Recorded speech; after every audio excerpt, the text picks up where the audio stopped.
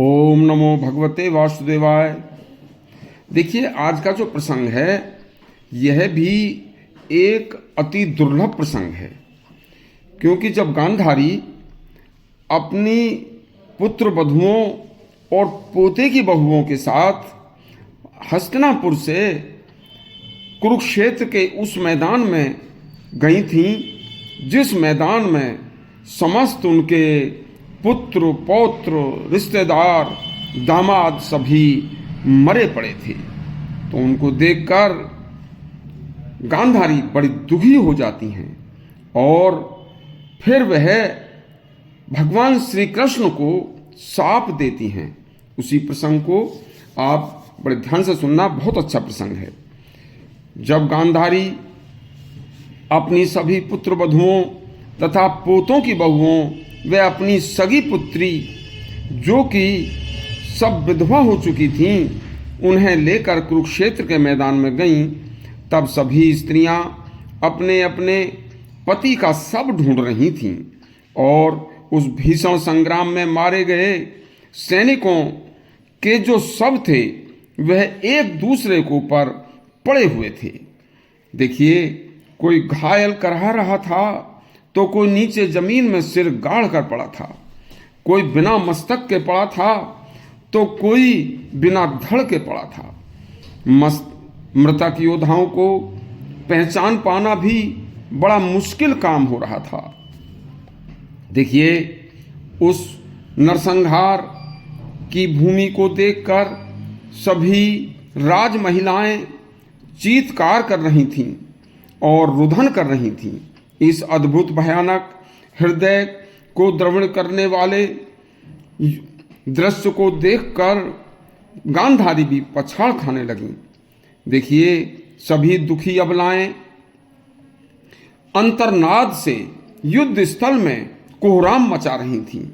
इतने ही में गांधारी की दृष्टि अपने मृतक पुत्र दुर्योधन व मृतक दामाद के शव पर पड़ जाती है, जहां गांधारी की बेटी त्रिशला अपने खून से लथपथ पति के बालों को गोदी में रखकर झाड़ रही थी कि मानो वह जीवित हो जाएगा। उधर दुर्योधन के पुत्र लक्ष्मण के मृतक शरीर से गांधारी की पोते की बहू लिपट कर विलाप कर रही थी। उधर सामने महाबलशाली इच्छानुसार इच्छा मृत्यु को प्राप्त कौरव दल व कौरव कुल की शान बाल ब्रह्मचारी गंगापुत्र सूर्य के उत्तरायण में जाने की प्रतीक्षा कर रहे थे और बाणों से बिंधे हजारों तीरों की सैया पर पड़े थे। देखिए, गंगापुत्र वह स्वयं कुरुकुल के सूर्य थे। बस एक तरफ कुबुद्धि कलह प्रिय सगा भाई शकुनी मांस के लोथड़ों के बीच में मरा पड़ा था। सभी रिश्तेदारों को कि यह दुर्दशा देखकर, जो कभी स्वर्ण जड़ित पलंग पर रेशमी वस्त्रों के बिछोने पर सोते थे, आज वह खून व मांस के कीचड़ में पड़े हैं और उन्हें चील कौवे कुत्ते खा रहे हैं।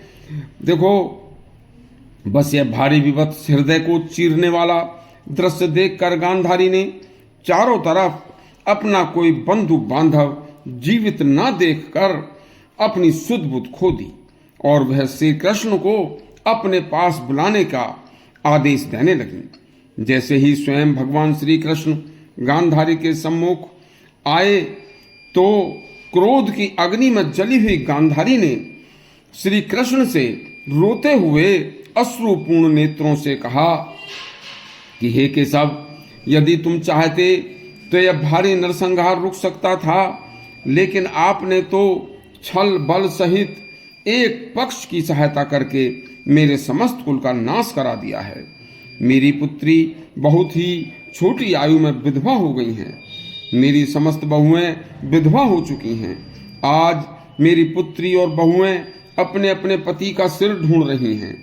मेरे लिए संसार में इससे बड़ा दुख कोई नहीं हो सकता और यह दुख आपने दिया है कृष्ण, आपने। देखिए, पर्वतों का राजा भगदत्त देखो सामने हाथी का अंकुश हाथ में लिए पृथ्वी पर मरा पड़ा है। देखो सामने हमारे दादा भीष्म भी बाणों से बिंधे हुए सब कुछ निहार रहे हैं। देखो तो सामने यह स्त्री अपने पति की कटी हुई बाहों को ही अपनी गोदी में रखकर विलाप कर रही है। उस बेचारी की अपने पति का शव ढूंढने में भी इस बेचारी को नहीं मिला। जिस प्रकार हे कृष्ण आज भरत वंश की स्त्रियां अपने अपने पतियों को खोकर पति वियोग में विलाप कर रही हैं, इसी तरह से आज मैं अपने पतिव्रत धर्म से तुम्हें यह शाप देती हूं कि तुम्हारी आंखों के ही सामने इस तरह तुम्हारा समस्त यदुवंश की स्त्रियां भी नष्ट होकर तुम्हारे समस्त कुटुंब बंधु बांधवों के मारे जाने पर इसी तरह से विलाप करेंगी। और देखिए अपना अपना सिर पकड़कर पुत्र व पति के वियोग में रोएंगी। गांधारी का ऐसा कठोर शब्द साफ सुनकर भी भगवान श्री कृष्ण मुस्कुराते रहे और बोले, हे कल्याणी, यदुवंश का नाश मनुष्य तो क्या देवता भी नहीं कर सकते थे, इनका नाश देवी प्रकोप से होना निश्चित है। देखिए यह वंश भी आपसी कलह और आपसी लड़ाई में ही समस्त नष्ट होगा और सभी मारे जाएंगे। यह सुनकर पांडवों को भी भय हुआ और जब वह भी अपने जीवन की आशा छोड़ने लगे तो देखिए अगला प्रसंग कल सुनाएंगे।